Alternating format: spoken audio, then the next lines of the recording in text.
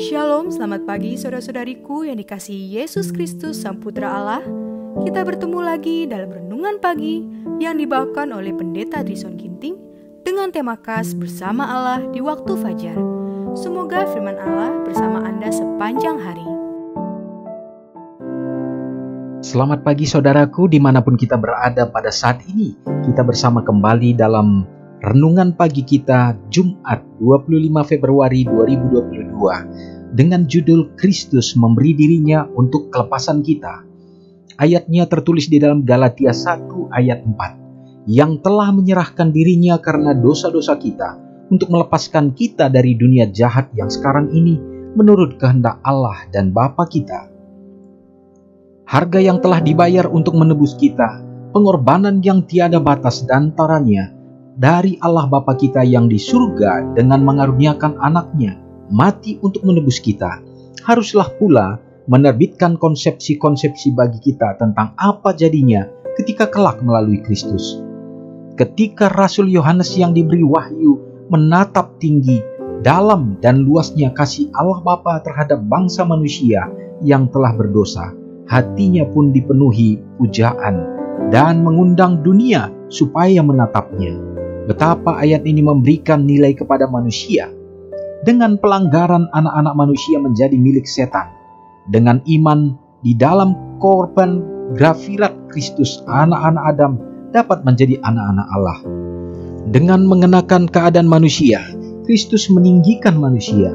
Manusia yang sudah jatuh itu ditempatkan di mana melalui hubungan dengan Kristus, mereka sesungguhnya dapat layak disebut anak-anak Allah.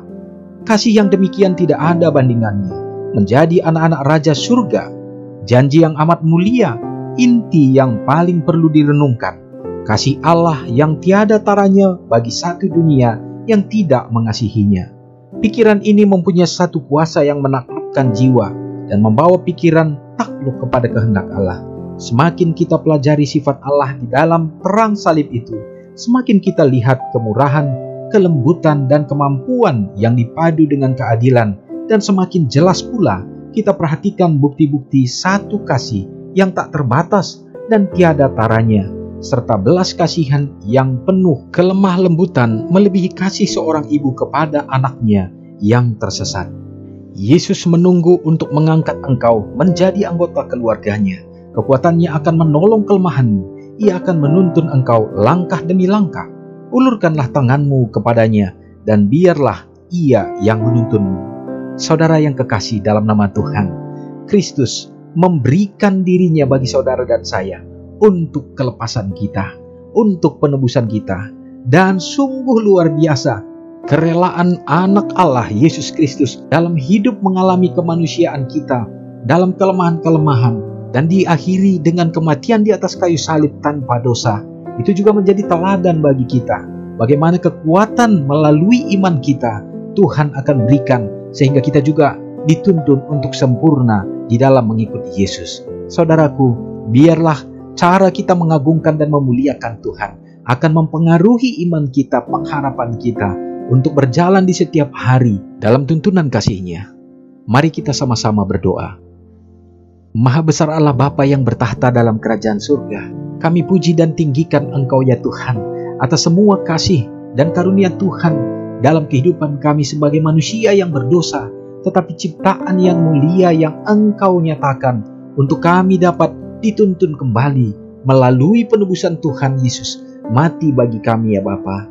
Terima kasih atas segenap karunia yang tak terhingga menjadi bukti kasih Tuhan kepada umat-umat-Mu ini. Terima kasih Tuhan, biarlah kami juga dapat merespon dan menerima kasih karunia itu sehingga membuat kami semakin kuat di dalam mengikuti apa yang Tuhan kehendaki. Oh Bapa yang baik, kami hidup di tengah dunia yang penuh dengan tantangan. Kami percaya dengan pertandaan akhir zaman. Ini adalah merupakan saat-saat di mana menjelang kedatangan Tuhan yang tidak akan lama lagi.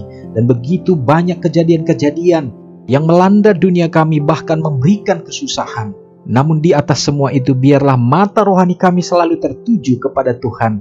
Firman-Mu sudah menyatakannya. Sehingga biarlah itu menguatkan iman kami ya Bapa. Semakin teguh di dalam kebenaran-Mu. Namun hamba-Mu berdoa pada kesempatan ini, di saat begitu banyak bencana alam yang terjadi di berbagai daerah, di mana saja Tuhan akan memberkati anak-anak Tuhan, umat-umat Tuhan. Biarlah kiranya Engkau luputkan ya Bapa, sehingga ada sukacita, kebahagiaan. Dan bila manapun pada saat ini pandemi yang masih berada di sekitar kami, begitu banyak umat-umat Tuhan juga yang terpapar oleh karena virus ini, dalam keadaan sakit baik di rumah, demikian juga di rumah sakit. Tuhan memberkati. Biarlah kuasa penyembuhan itu hadir dalam hidup mereka, sehingga membuat mereka kembali dapat bangkit seperti semula Bapa, untuk dapat melanjutkan segenap kegiatan bersama dengan keluarga.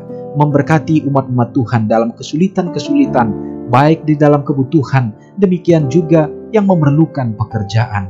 Tuhan akan tunjukkan yang terbaik, pekerjaan yang terbaik, dan bahkan dalam segenap usaha tangan yang dilakukan umat-umat Tuhan, berikanlah keberhasilan ya Bapa, sehingga peningkatan-peningkatan dalam apa yang dikerjakan untuk membawa kepenuhan dalam setiap kebutuhan kehidupan rumah tangga, sehingga umat-umat Tuhan juga dapat menjadi saluran kasih bagi sesama, juga menyokong pelayanan pekerjaan Tuhan dimanapun mereka berada. Mendoakan khusus bagi orang-orang tua kami yang sudah lanjut usia. Tuhan memberkati mereka dalam masa tuanya, sehingga kehadiran Tuhan membawa sukacita, tambahkan kebahagiaan, serta menguatkan iman pengharapan mereka.